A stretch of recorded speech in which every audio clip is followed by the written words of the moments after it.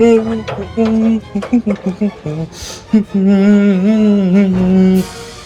hey! Welcome to Story Lab.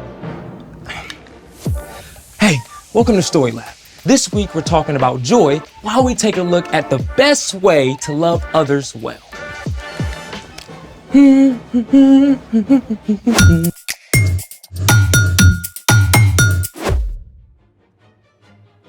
Hey, I'm Zeke. And that's Carter. And we're talking about joy, which is choosing to celebrate what God is doing. Carter. What? Oh! Hey, I'm Carter. I already said that. And we're talking about... Yep, already did that. Sorry, I just got a little carried away. You wanna let us in on your tunes? Sure thing. Ooh. What is this? Tchaikovsky's 1812 Overture. Oh, I didn't know classical music was your jam. Yeah, well, this piece uses live cannons. Wait, what? Hold the bus! Live cannons? The composer Tchaikovsky wrote this piece of music to celebrate a victory in battle. The orchestra actually used cannon blasts as part of the music. And churches rang their bells, too. That's insane! I gotta hear it again.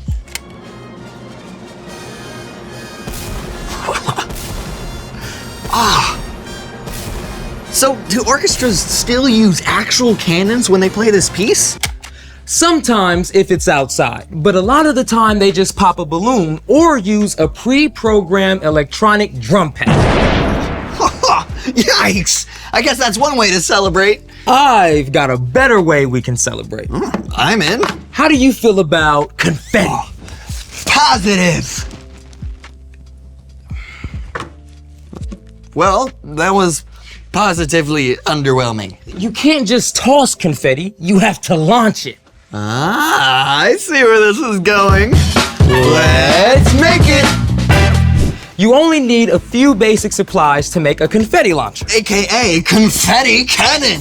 We've got a plastic syringe, tubing, construction paper, tape, and lots of confetti. Step 1. Cut a square piece of construction paper and cut a curve on one end. Then roll it into a funnel shape so the narrow end can just fit over the plastic tubing. Tape the funnel securely.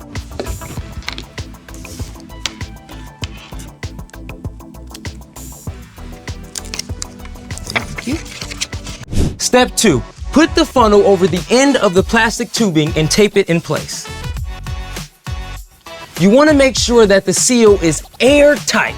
Okay, whew, ready for confetti? Oh, hey, that rhymes. Ready for confetti with a Yeti who likes spaghetti? Yes, ready. All right.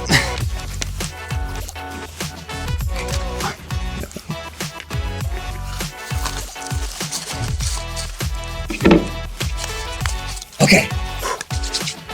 Confetti at the ready. Then cue the music. Here goes.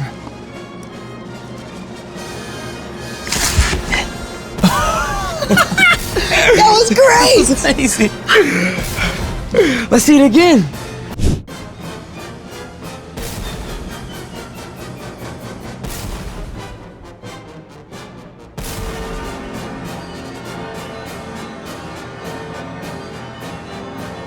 When the plunger is pressed, it compresses air inside the syringe. The compressed air is forced out of the syringe and through the plastic tubing, releasing the confetti!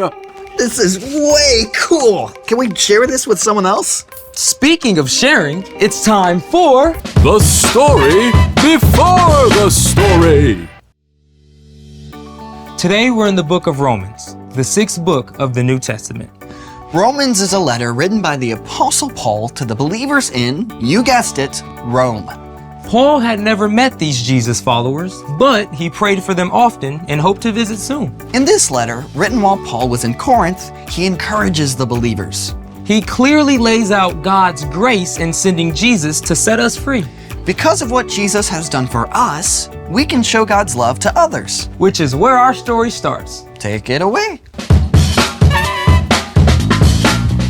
Hey everyone, I'm Brian.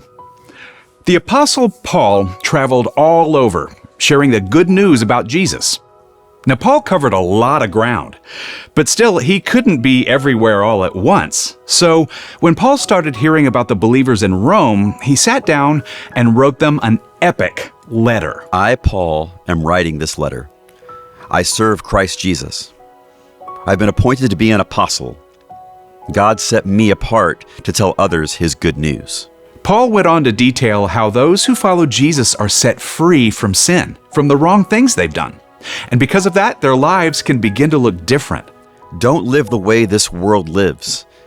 Let your way of thinking be completely changed. And as we follow Jesus, God begins to change the way we think. And it starts to play out in how we treat the people around us. Love one another deeply. Honor others more than yourselves. Then Paul got down to the nitty-gritty, what loving others can really look like. Be joyful with those who are joyful. Be sad with those who are sad. Short and simple, right? But let's take a closer look. Be joyful with those who are joyful. Be sad with those who are sad. There's a big word that relates to both of these things. Empathy. Empathy means that you are aware of how someone else is feeling, and you can imagine what it might be like to be in their position. Another way to say this is putting yourself in someone else's shoes. Okay, that doesn't mean actually putting on someone else's shoes, but you can use your imagination to think about how you would feel if what happened to them happened to you. It can help you be a really good friend. When Paul told us to be joyful with those who are joyful and sad with those who are sad, he simply meant we can love others well by showing empathy. But that's not always easy. I mean, maybe your friend is really excited about their math grade, even though it doesn't seem like a big deal to you. You can think about how hard your friend worked to get that grade and share the excitement with them. You totally rocked that test. Sometimes it means celebrating someone even if they got something you didn't. It might be that your big brother got picked for the traveling team and you didn't. I mean, that is hard, right? Of course you're disappointed, but instead of dragging your brother down, you can still congratulate your brother and choose to be happy for him, even while you're still sad for yourself. Way to go. You totally deserve this. Now, let's look at the flip side. Be sad with those who are sad. Now, honestly, when a friend is sad or upset, it can feel uncomfortable. I mean, you just want them to be happy again. But sometimes the very best thing you can do is just be with them and let them know that you see how they feel. I'm really sorry this happened to you. I'd be sad too. In fact, sometimes people need somebody to be sad with them for a while so that they're able to be happy again later. Having empathy is not always easy, but it is a skill that you can learn. Start by paying attention to your friends' faces. If they're looking up or looking down, if they seem nervous or excited or bummed out. Reading and watching stories about people who are different from you is also a great way to practice putting yourself in somebody else's place. The more you learn to put yourself in someone else's shoes, the more you'll be able to show God's love to others, as Paul encouraged the Romans. Be joyful with those who are joyful. Be sad with those who are sad. The end.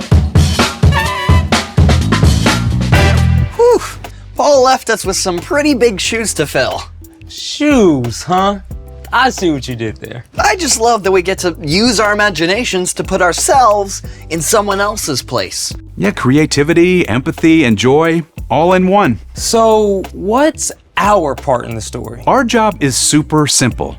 Practice empathy. Practice celebrating when someone you know is happy. And practice listening and being present when they're sad. If your friend makes it to the top of the rock climbing wall or decorates their first cake, Cheer them on. make a big deal of it. But if they just scraped their knee or found out they have to move away, you should be there with them just to be sad with them. Sometimes just being present with someone is the best thing you can do. That's absolutely right. Choosing to be with somebody in their sadness might even help them to be able to find joy, even if it's not right away. If empathy doesn't feel easy, ask God for help. Because empathy is God's idea. Exactly. And when we follow Jesus, we can learn to see and respond to others like Jesus. See you next time. So, here's the thing. You can help others find joy. And confetti is a great way to start, so I supersized the cannon. You ready? I'm ready. Okay, 3, 2, 1. Look at it! It's everywhere! I feel the joy, one more bro. in. Whoa! There it goes! Oh, look at it. Oh. Now maybe we should empathize with whoever has to clean this up. You mean like us? Oh. Right. Thanks for joining us in the Story Lab. See you next time. I got the floor. I'm gonna go to the bathroom right quick. I'll be right back. Okay. You leaving this for me to do? What'd you say?